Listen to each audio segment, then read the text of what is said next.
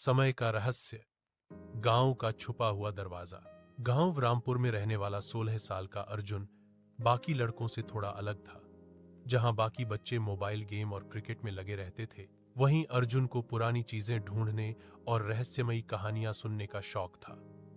उसके दादाजी अक्सर उसे बताते थे कि गांव के बाहर वाली पहाड़ी के पीछे एक पुराना बंद दरवाजा है जिसे कोई नहीं खोल पाया। सब कहते थे वो बस एक कहानी है, लेकिन अर्जुन को लगता था हर कहानी के पीछे कोई न कोई सच जरूर छिपा होता है। एक दिन स्कूल से लौटते समय अर्जुन ने अपने दोस्त राघव से कहा, चलना, आज पहाड़ी के पीछे चलते हैं, देखते हैं सच क्या है।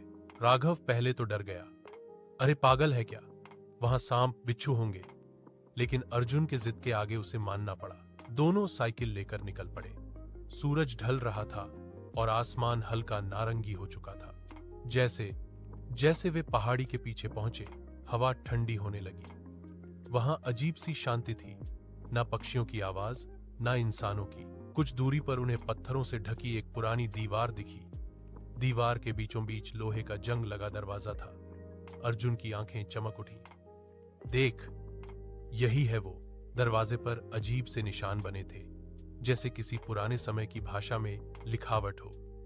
राघव ने घबराकर कहा, मुझे अच्छा नहीं लग रहा, चल वापस चलते हैं। लेकिन अर्जुन ने दरवाजे को हाथ लगाया। जैसे ही उसने छुआ, दरवाजे पर बने निशान हल्की नीली रोशनी से चमकने लगे। अचानक जमीन हल्की सी कांपी। ये क्या हो रहा है? राघव चिल्लाया। दरवाजा धीरे धीरे खुलने लगा।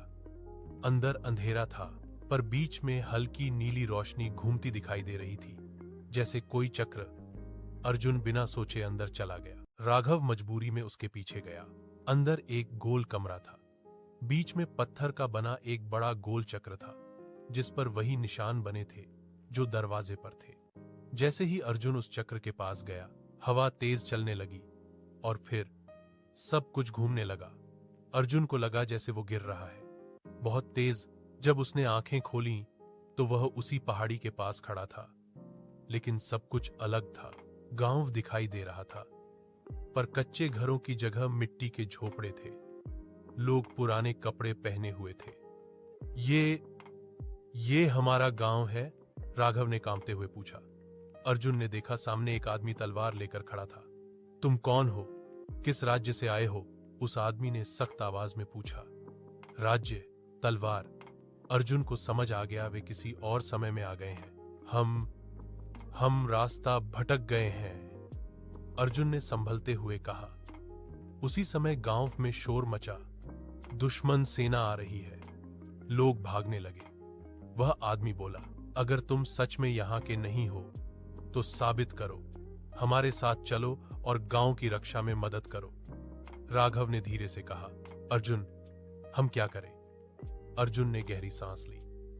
अगर ये सच में अतीत है, तो शायद यही वजह है कि हमें यहां लाया गया है। दोनों उस आदमी के साथ किले जैसे बने मिट्टी के ढांचे तक पहुंचे। वहां एक बुजुर्ग व्यक्ति खड़े थे, लगता था वे गांव के मुखिया हैं। उन्होंने अर्जुन को देखा और बोले, तुम्हारे कपड़े अजीब हैं, पर तुम्हारी आंखों में डर नहीं है। क्या तुम मदद करोगे? अर्जुन ने सिर हिलाया। दुश्मन सेना कुछ ही दूरी पर थी। अर्जुन ने जल्दी से आसपास देखा। उसने देखा कि दुश्मन संख्या में ज्यादा है। सीधे लड़ना मुश्किल होगा।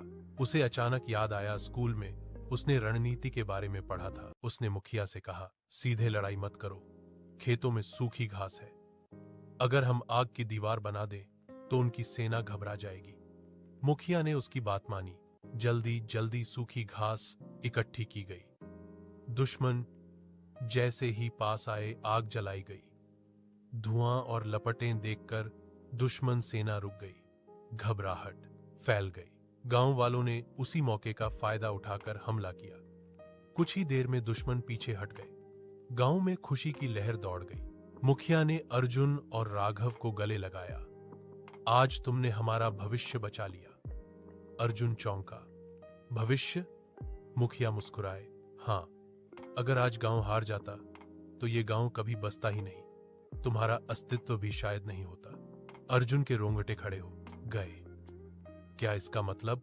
अचानक वही नीली रोशनी फिर से चमकी। हवा तेज हुई, सब कुछ फिर घूमने लगा। जब अर्जुन ने आंखें खोली, वह फिर उसी गोल कमरे में था। राघव भी उसके पास था। हम वापस आ गए, दोनों बाहर भागे।